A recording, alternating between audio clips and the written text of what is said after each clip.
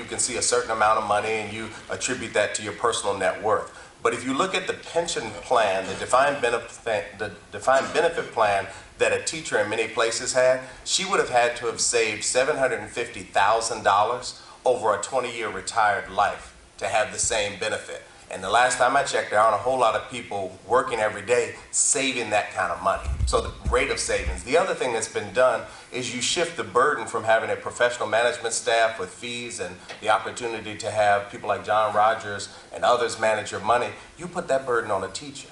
She didn't go to school to learn finance. She doesn't know a thing about index funds or time value funds or anything like that. And then you wake up 20 years later and you wonder why her 401k can't pay for her to have a decent standard of living. So what has really become the issue is retirement security. And the wave of retirement insecurity hasn't even begun to hit the U.S. yet. When you see what's going to happen in 15 to 20 year horizon for people who have experienced a full career of 401k savings, look, if you're a corporate manager, have at it. You've had some financial training.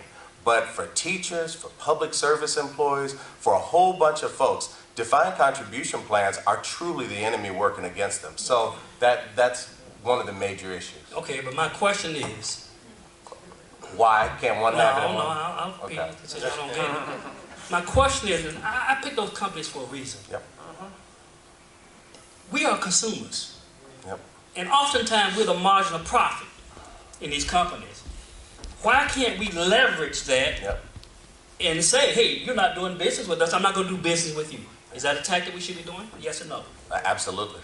Absolutely. The biggest thing that you'll find is they've done an outstanding job in companies separating the business and marketing profit center folks with the financial managers. If you go talk to the CFO of many of those companies, the CFOs of those companies will hide behind what he calls his fiduciary responsibility. And the most narrow form of fiduciary responsibility is to say that I'm not considering anything outside of the direct benefit of the folks who are receiving this money. They'll hide behind it all the time. There's a case that Jared will tell you about where there's an entire federal agency that refused Congresswoman Maxine Waters and Congressman Meeks and several other senators call to do business with diverse managers. Didn't even show up to the program. So the real issue there is them not feeling the obligation or responsibility or recognizing the value of a marketplace.